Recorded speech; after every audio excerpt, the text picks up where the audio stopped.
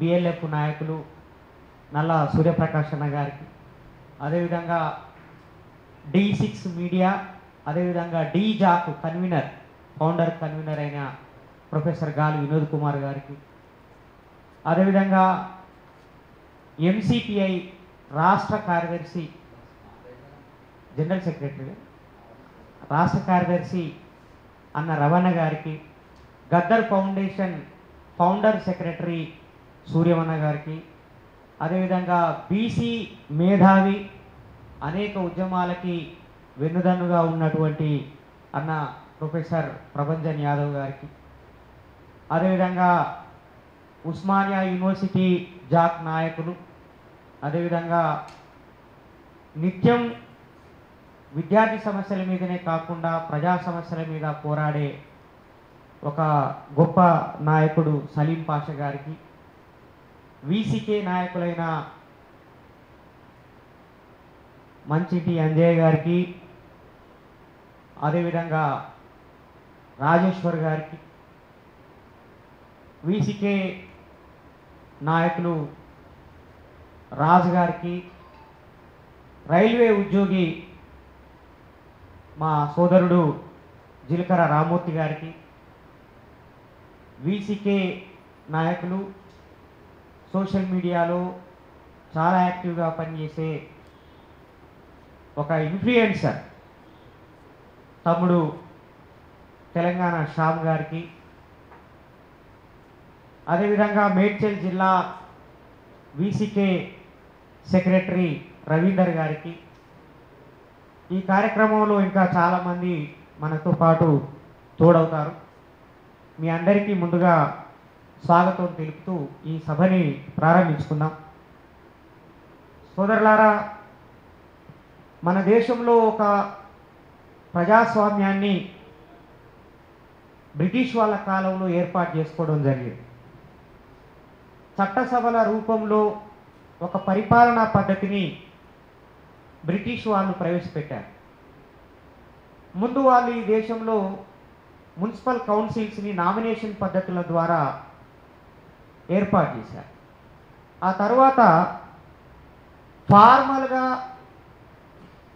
చట్టసభల్ని ప్రారంభించి 1909 నుంచి జనాభా ప్రాతిపదికన చట్టసభల్లోకి ప్రాతినిధ్యం ఇవ్వడం అనేది మనకి మొదలైంది. అది మింటో మార్లే రీఫార్మ్స్ ద్వారా. అయితే కమ్యూనల్ పద్ధతుల్లో, అంటే మతాల వారీగా కులాల వారీగా జనాభా ప్రాతిపదికన చట్టసభల్లోకి ప్రాతినిధ్యం ఇచ్చే క్రమం అప్పుడు మొదలైతే మనకి 1950లో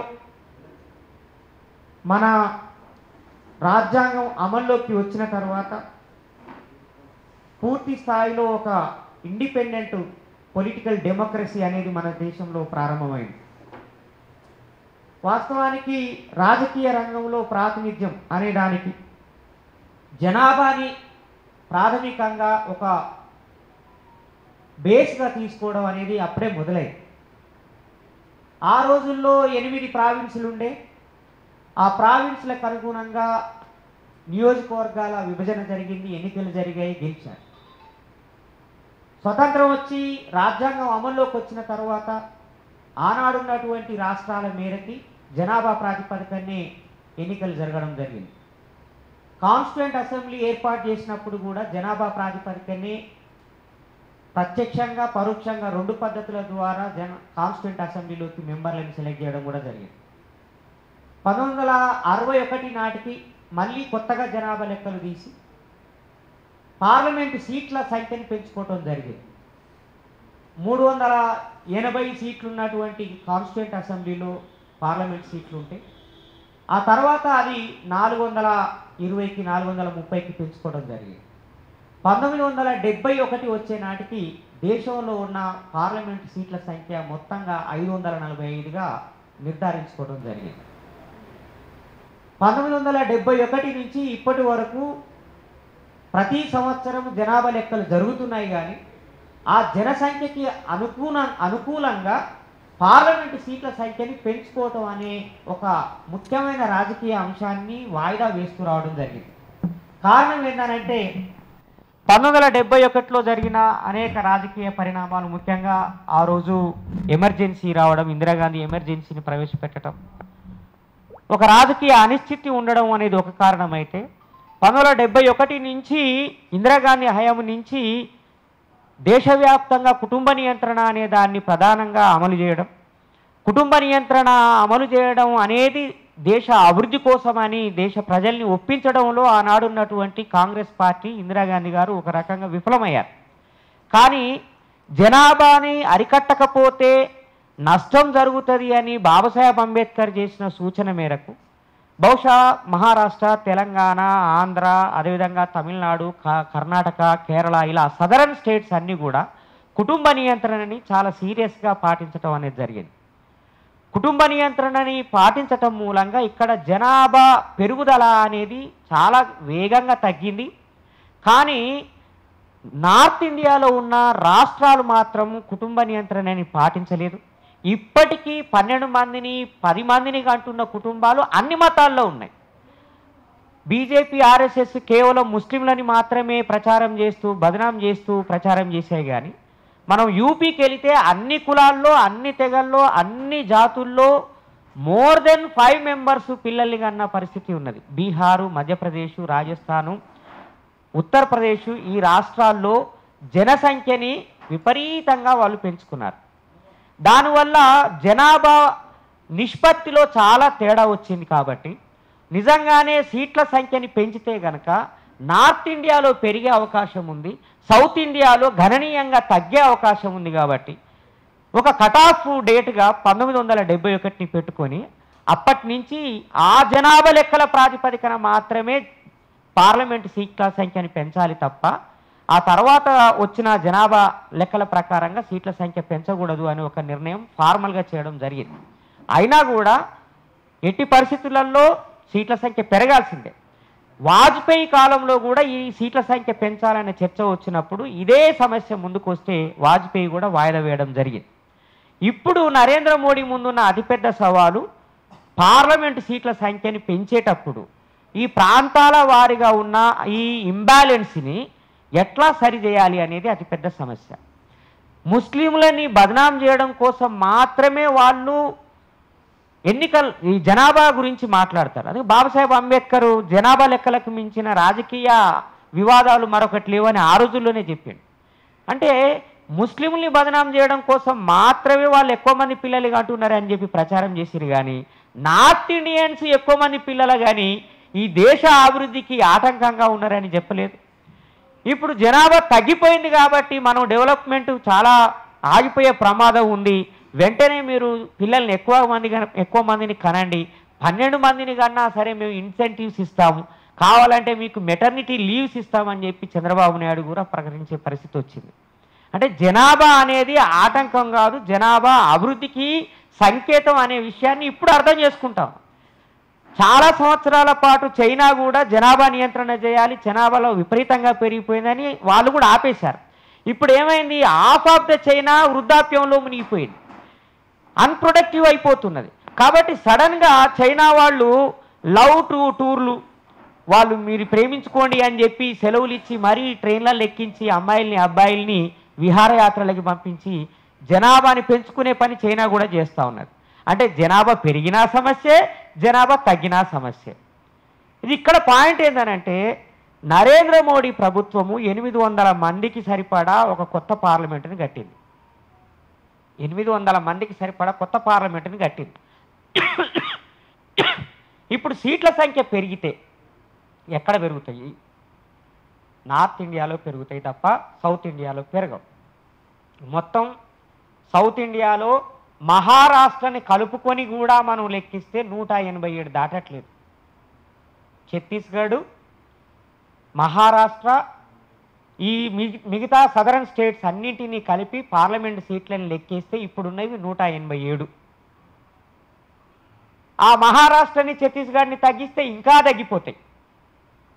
కాబట్టి 545 పార్లమెంటు సీట్లలో సౌత్ ఇండియా షేర్ ఎంత అని అంటే నాట్ ఈవెన్ 20% కూడా లేదు. అందువల్ల పార్లమెంటులో జరిగే నిర్ణయాలన్నీ నార్త్ ఇండియాకు ఉపయోగపడే నిర్ణయాలు జరుగుతున్నాయి. బడ్జెట్ రూపొందిస్తే నార్త్ ఇండియాకు ఉపయోగపడే బడ్జెట్ తయారవుతుంది తప్ప సౌత్ ఇండియాకు ఉపయోగపడే బడ్జెట్ని తయారు చేయట్లేదు. కానీ డెవలప్మెంట్ సూచీలో మన ప్రాంతాలు, మన సదరన్ స్టేట్స్ చాలా అడ్వాన్స్లో ఉన్నాయి. అదేవిధంగా ట్యాక్స్ కలెక్ట్ చేస్తున్న చోట కూడా ఆ లెక్కల్లో కూడా మన సౌత్ ఇండియన్ స్టేట్స్ ఎక్కువ ట్యాక్స్ని సెంట్రల్ గవర్నమెంట్కు పంపిస్తున్నాయి. కానీ సెంట్రల్ గవర్నమెంట్ నుంచి సదరన్ స్టేట్స్కి అందుతున్న డబ్బులు మాత్రము నామినల్. 100 రూపాయలు మన సౌత్ ఇండియా నుంచి, మన తెలంగాణ నుంచి సెంట్రల్ గవర్నమెంట్కి పోతే ఓన్లీ 40 రూపీస్ మాత్రమే మన స్టేట్కి వస్తున్న పరిస్థితి. అంటే మిగతా 60 రూపీస్ మనం లాస్ అవుతా ఉన్నాం. ఈ డబ్బులు ఎక్కడికి పోతున్నాయి అంటే బీహార్కు పోతున్నాయి.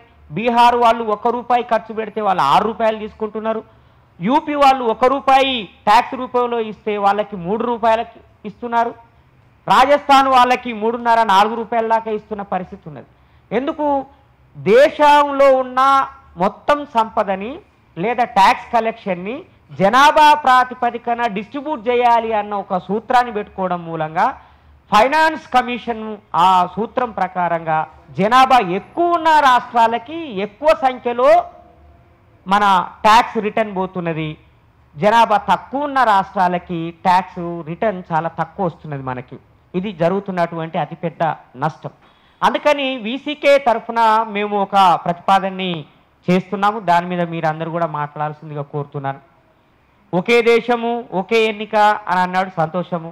దాన్ని మనం వ్యతిరేకిస్తున్నాం. ఒకే ఎన్నిక అనే దాన్ని యాక్సెప్ట్ చేసేది లేదు. ఈ దేశం యొక్క ప్రజాస్వామిక లక్షణమే భిన్నత్వము, డీసెంట్రలైజేషన్, బహుళత్వము. కాబట్టి ఒకటే ఎందుకు ఉండాలి, అనేక ఉండొచ్చు కదా. కాబట్టి మన దేశానికి ఒకటే కాన్స్టిట్యూషన్ ఉంటుంది, 2 పార్లమెంటులు ఉండాలి. సౌత్ స్టేట్స్కి ఒక పార్లమెంటు, నార్త్ స్టేట్స్కు ఒక పార్లమెంటు. అట్లాగే 2 బడ్జెట్లు ఉండాలి. సదరన్ స్టేట్స్కి ఒక బడ్జెటు, నార్త్ స్టేట్స్కి ఒక బడ్జెటు. దీనివల్ల సౌత్ స్టేట్స్లో కలెక్ట్ అయ్యే రెవెన్యూ తోటి సదరన్ స్టేట్స్కి అవసరమైన బడ్జెట్ని మనం రూపొందించుకుంటాం, ఖర్చు పెట్టుకుంటాం. నార్త్ స్టేట్స్కి అవసరమైన బడ్జెట్ని వాళ్ళకు వచ్చే రెవెన్యూ ప్రకారంగా వాళ్ళు క్రియేట్ చేసుకోవచ్చు, ఖర్చు పెట్టుకోవచ్చు. అదేవిధంగా ఆ రాష్ట్రాలకు సంబంధించిన రాజకీయపరమైన, పాలనాపరమైన నిర్ణయాలు రూపొందించుకోవడానికి నార్త్ ఇండియాకు ఒక పార్లమెంటు, సౌత్ ఇండియాకు ఒక పార్లమెంటు ఉంటే అప్పుడు నిజమైన ప్రజాస్వామ్యం ఉంటుంది అనేది మా ఉద్దేశం. ఇది ఒక ప్రతిపాదన మాత్రమే. ఎందుకంటే మనము 545 పార్లమెంట్ సీట్లలో ఎప్పటికీ మనము 300 సీట్లకు పోలేం. సదరన్ స్టేట్స్ పెంచినా కూడా అది సాధ్యం కాదు. పైగా ఇప్పుడున్న లెక్కల ప్రకారంగా నిపుణులు చెబుతున్నది ఏంటంటే ఈ 118, 17 సీట్లు పార్లమెంట్లు ఉన్నాయి కదా, అవి కూడా తగ్గే ప్రమాదం ఉందట. తమిళనాడులో 40 సీట్లు ఉంటే, పాండిచేరితో కలుపుకొని 40 సీట్లు ఉంటే అక్కడ కూడా ఇంకో 2, 3 సీట్లు తగ్గే అవకాశం ఉందట, డీలిమిటేషన్ కనుక జరిగితే. కాబట్టి మనం ఎప్పటికీ నార్త్ ఇండియాతో పోటీపడి వాళ్ళకంటే ఎక్కువ పార్లమెంట్ సీట్లని పెంచుకోలేము. ఈ దేశానికి పాలకులం కాలేము. మనం ఎన్నటికీ వాళ్ళ కింద, అంటే నార్త్ ఇండియా కింద సౌత్ ఇండియా లోబడి ఉండాల్సిన పరిస్థితి వస్తుంది.